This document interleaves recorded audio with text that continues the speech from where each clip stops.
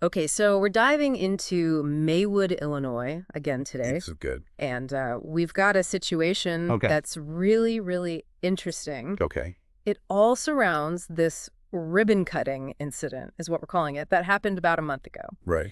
And what's really caught our attention is that there hasn't been any movement on an independent investigation from the village manager. Yeah, that's the interesting thing. And this all kind of coincides with one of the main players in all this, a guy named Xavier Doyle. So what we're trying to figure out today is what's going on with this lack of investigation. What are the implications of it, particularly in the context of Xavier Doyle's candidacy, and all the other things that have been happening in Maywood that we've talked about before. Right, and it seems like you've gathered a lot of information here. Yeah, we've been digging through memos and incident reports and social media posts and even the village's own ordinances. Wow, yeah, so what exactly are we trying to figure out in this deep dive? What's the mission here? Well, we want to try to understand why this investigation might be delayed and what that could mean for Maywood. All right, makes sense. Let's start with the incident itself. The ribbon-cutting ceremony at Extra Celeb Trends happened on February 28th, 2025. Right. We have a memo from Trustee Peppers that lays out what went down. Okay. It sounds like a village event that took a weird turn. Uh-oh. So Xavier Doyle, Yeah. he's a community engagement employee for the village, and he apparently showed up at this ribbon cutting with campaign signs for the Booker Guerin ticket. That's kind of strange, right?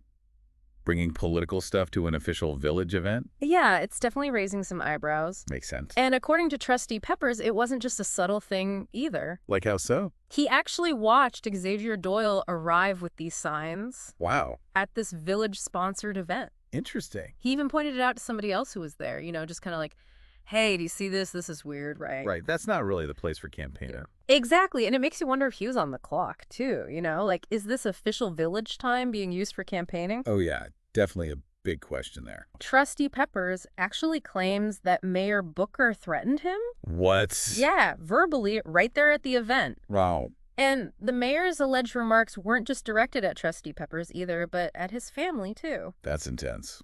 Trustee Peppers says the mayor called him a liar, and he even made some comment about Peppers' son. Really? Yeah, and Trustee Peppers claims that other people heard this exchange, too. So it wasn't just a private thing?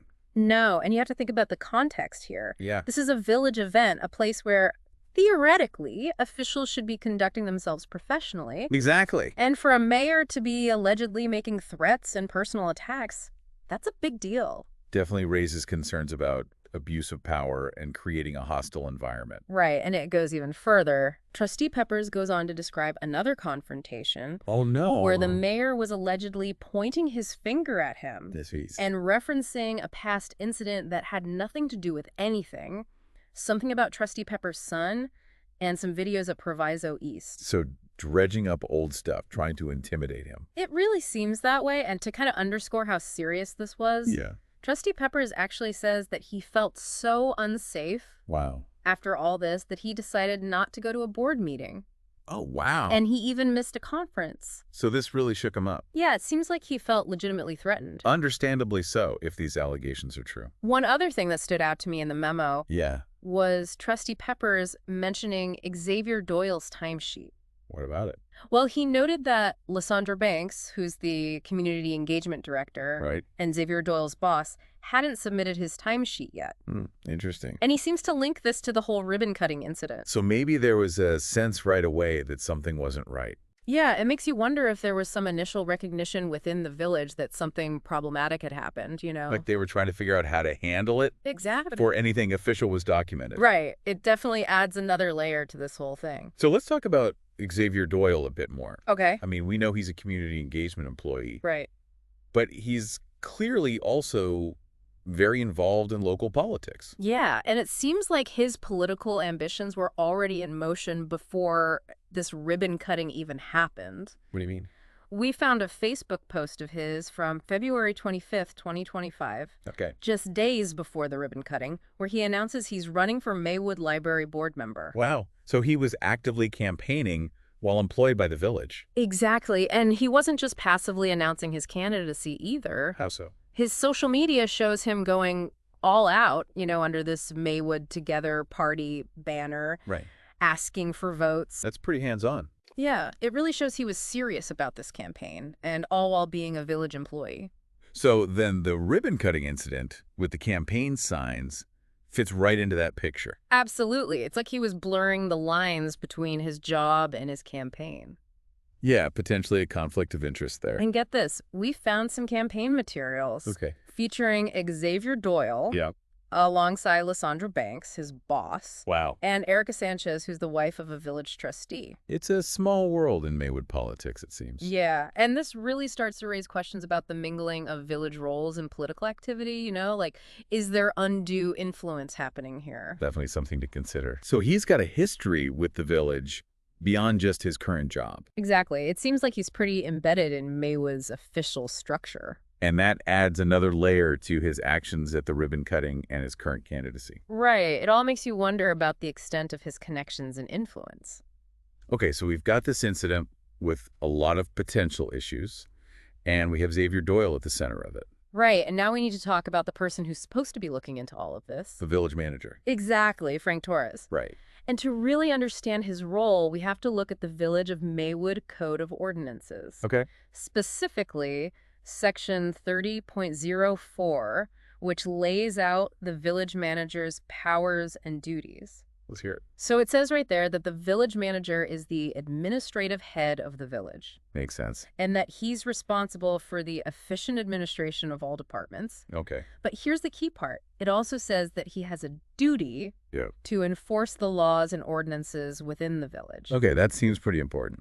Yeah, and it goes even further. It says he's responsible for investigating Investigating what? all complaints in relation to matters concerning the administration of the government of the village. So that sounds like it would definitely cover the ribbon cutting incident. Right. And then there's another interesting part. What's that? Section 30.04G specifically says that elected officials should only deal with administrative stuff through the village manager. Meaning?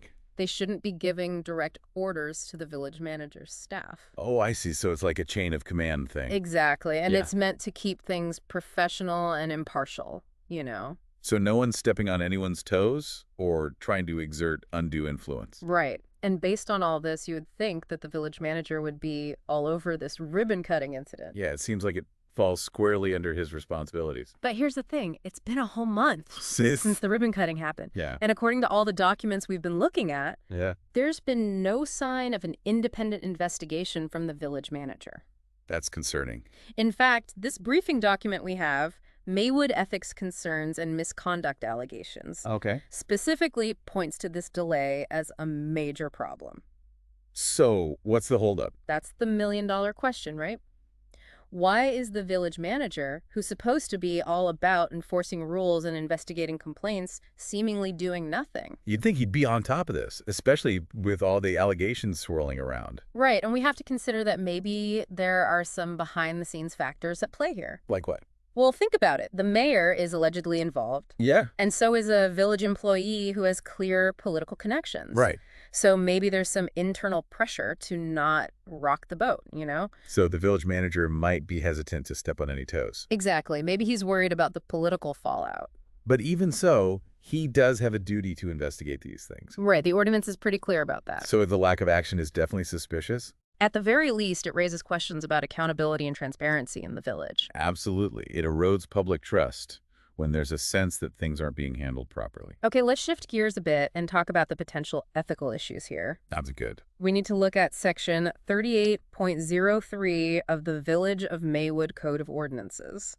What's that one say? Well, it basically incorporates the State Officials and Employees Ethics Act. Ah, And this act has rules about what kind of political activities public employees can and can't engage in. makes sense. So when you think about Xavier Doyle showing up at that ribbon cutting Yeah. with campaign signs while seemingly working in his official capacity, Right. it really makes you wonder if he was crossing a line. Yeah, looks like he might have been using his village position to campaign. Exactly. And the State Ethics Act, which Maywood follows, Yeah. often has provisions against that kind of thing, using public resources or your official role to boost a candidate. To keep things fair and prevent abuse of power. Exactly. So this whole ribbon cutting thing with the campaign signs could very well be a violation of those ethics rules. It definitely raises a red flag. Okay, let's dig a little deeper into Xavier Doyle's background now. Right. We found out that he actually applied for a vacancy on the Maywood Park District back in January 2024. Before all this stuff went down. Yeah, and in that application, he listed his address in Maywood. Okay.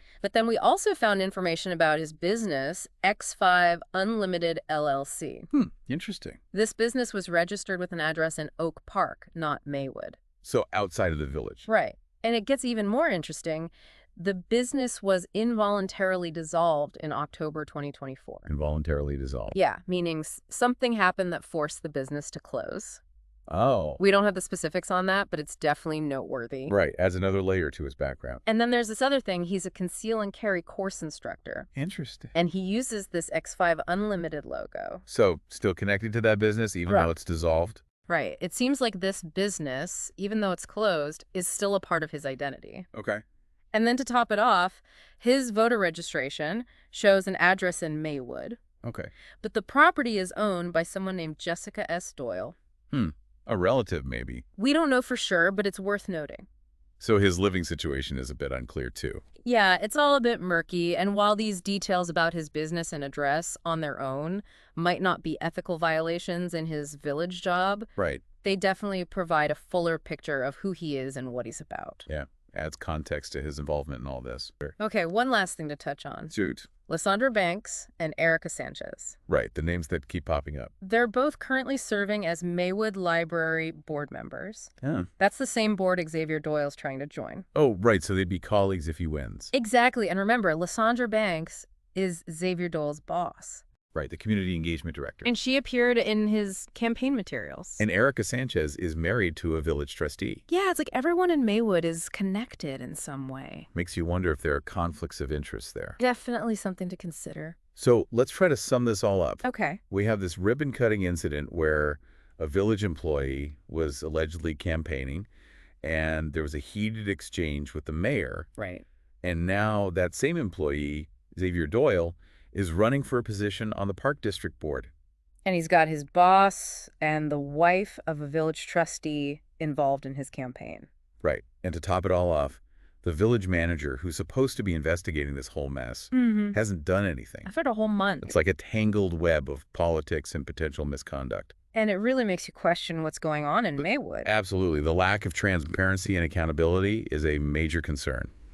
So as we wrap up this deep dive, I want to leave you with some questions to ponder. What do you think the consequences of this delayed investigation might be for Xavier Doyle's candidacy? Will voters see it as a sign that he's getting special treatment? Interesting question. And what about the village government? How will this affect the public's trust in their ability to handle things fairly? Yeah, it's hard to have faith in a system that doesn't seem to be following its own rules. And finally, what does this whole situation tell us about the state of local politics in Maywood? Is this just business as usual, or is there something more going on here? It definitely makes you wonder about the power dynamics and relationships within the village. We've uncovered a lot of information, but there are still many unanswered questions. And those questions deserve answers. It's clear that transparency and accountability are crucial for a healthy democracy. No doubt about it. And we'll be keeping a close eye on Maywood to see how this all unfolds. Sounds good. Thanks for joining us on The Deep Dive.